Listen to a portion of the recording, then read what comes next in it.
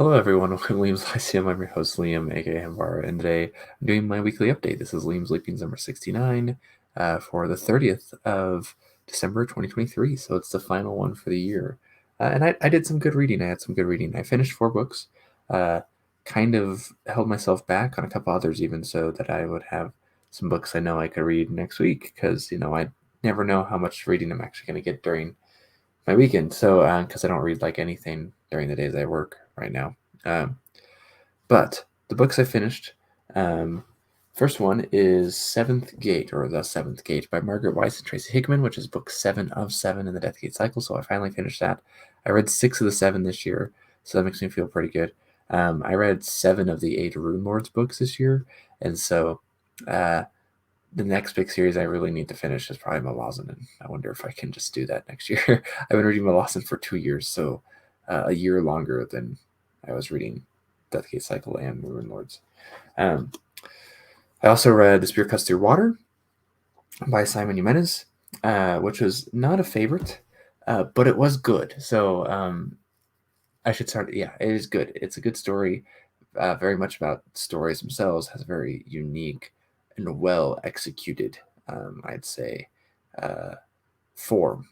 And I just wasn't super entertained by it. It was good though. I enjoyed it. It's kind of the same thing where a lot of people will say, "Oh, this is amazing" or whatever, and I'm just like, "Oh, well, that was good, or maybe okay, but or whatever." So it's just like I felt like that was like Assassin's Apprentice, for example, by Robert Hobb, or Childhood's End by Arthur C. Clarke, or um, what's another one that isn't I didn't find as good as a lot of people say it is, but it's still good. Oh, like Guy Gavriel K. I read The Last Light of the Sun, which is good, but I didn't find it amazing.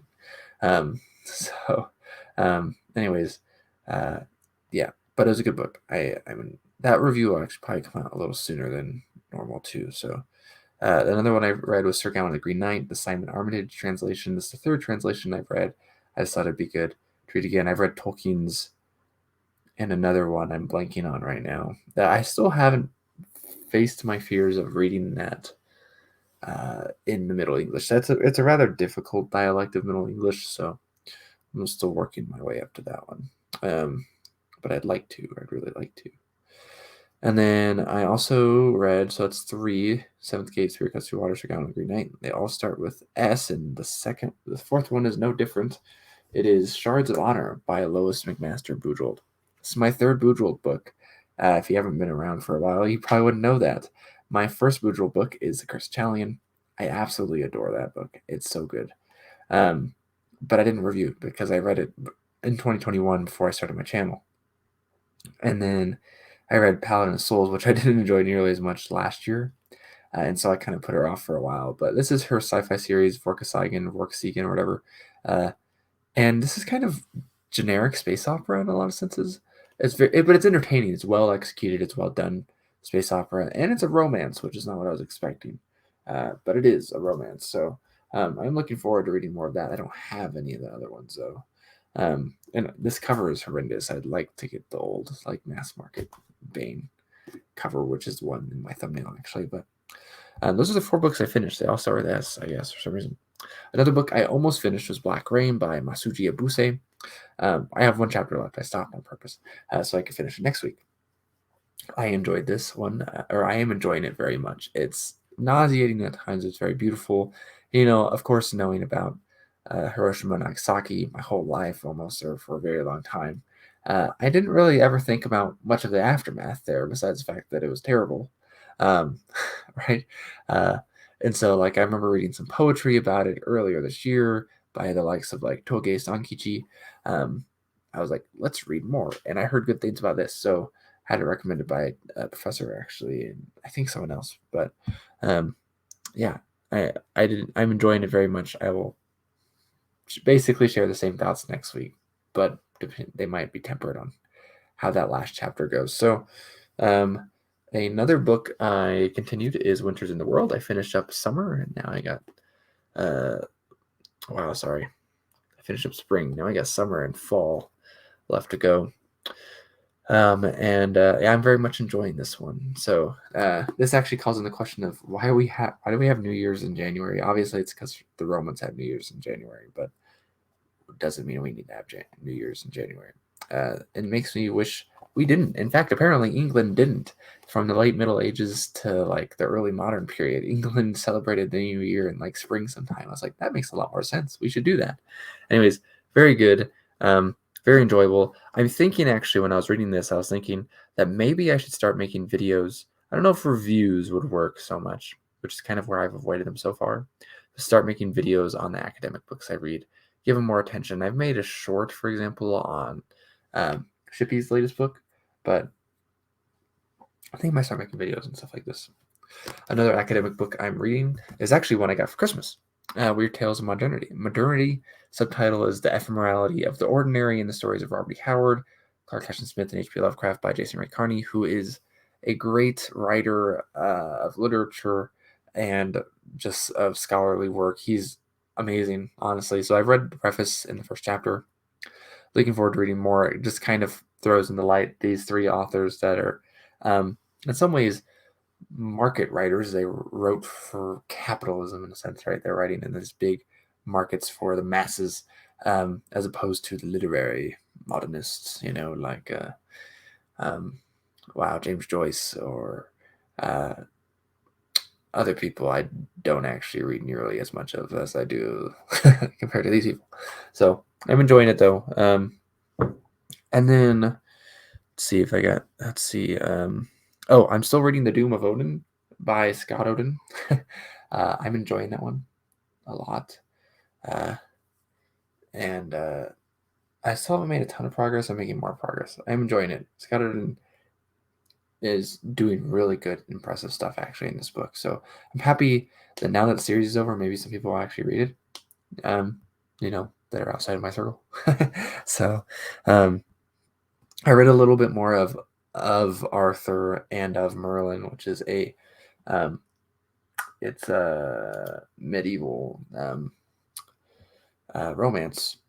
I'm enjoying it. As far as I'm aware, it's actually the earliest Arthurian medieval romance, or Arthurian romance in English.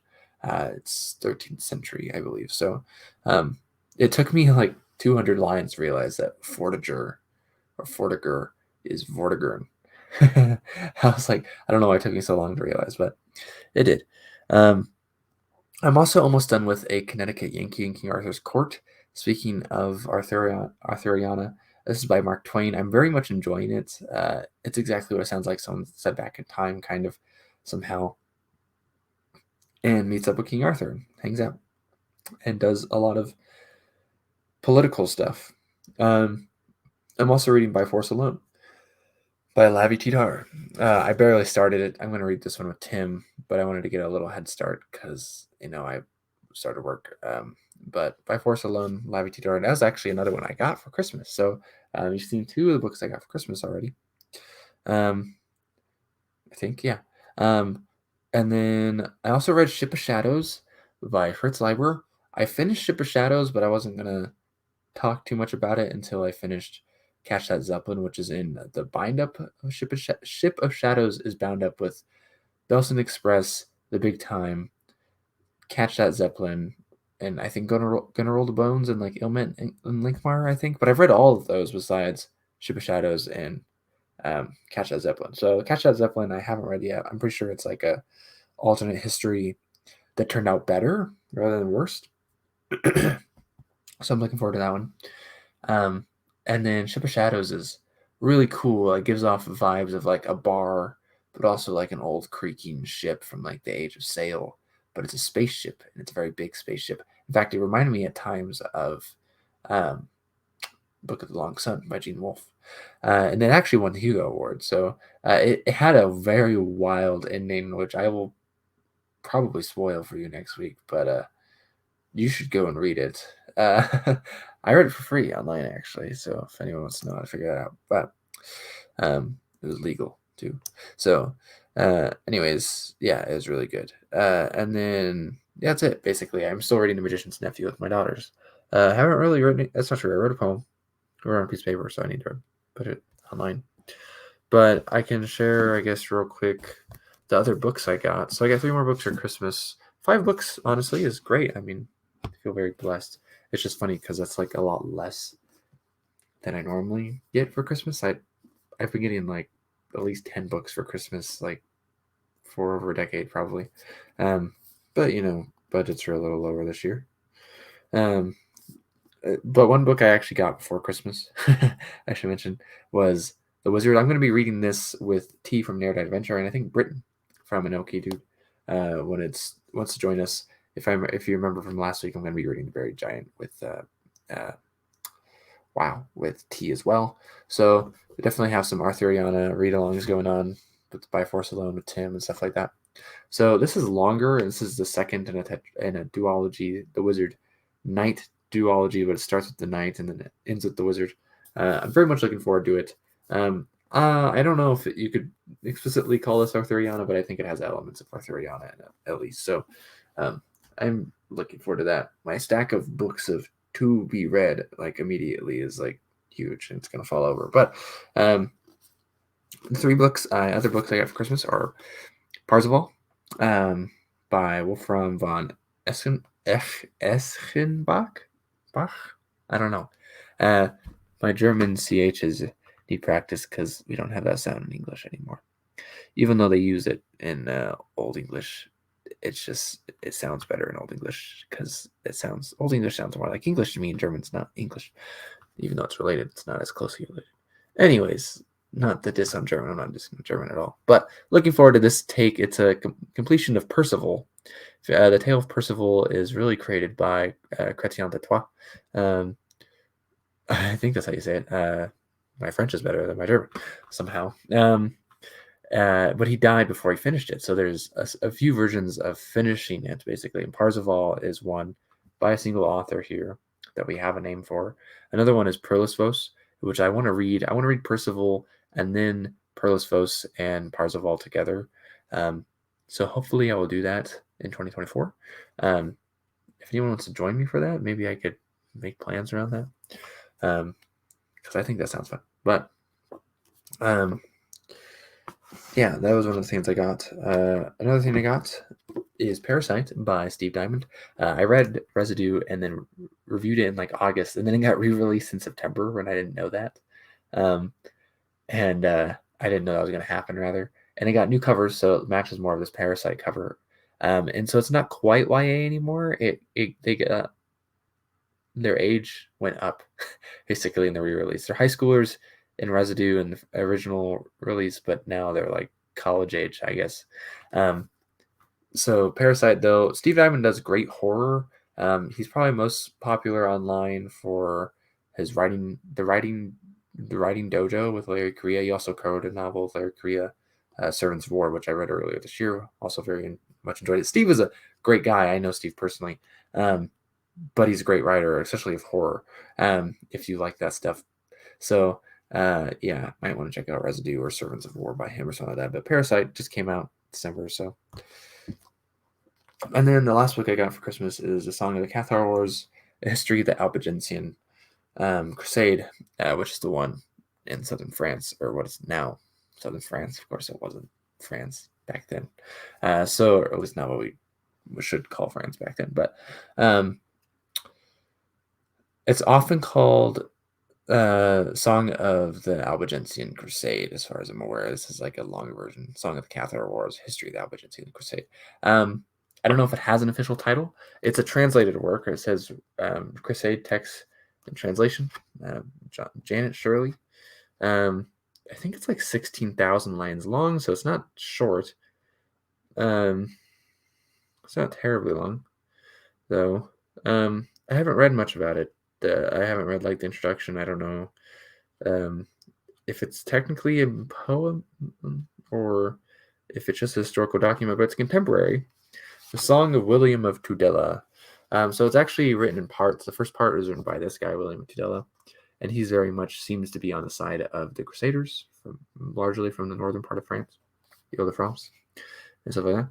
So France, they're the French people that speak Languedoc. And then they're crusading against the Languedoc. So people who speak Occitan down in the south. not for a really good reason. But the people, the latter writer, which we're not sure 100% who it is, but there's a good guess. He is very much more on the side of the locals of the South. So I was kind of wanting to read this because I mean I like reading medieval texts. I particularly like to read them in English, but obviously some are not. I can't read Old Occitan for worth. I want to be able to share some poems from Old Occitan. I'm trying. That's something I've been trying for months to do. Anyone's curious, but if anyone wants help either, I don't imagine there's any Old Occitan speakers watching this, but I wanted to read this, and then since I wanted to read more K, anyways, I think the next K book I'd read would be A Song for Our Bone, and then I would, if I read this around the same time, that'd be good for context reasons. So, anyways, I'm looking forward to reading this. This will hopefully be one of the medieval works I read in 2024. So, anyways, longer than I wanted it to be. Sorry about my voice. I'm somehow a little stuffed up. I don't really know. I don't get enough sleep. But let me know how your week's been. Any New Year's plans? How you doing? I guess. Good night.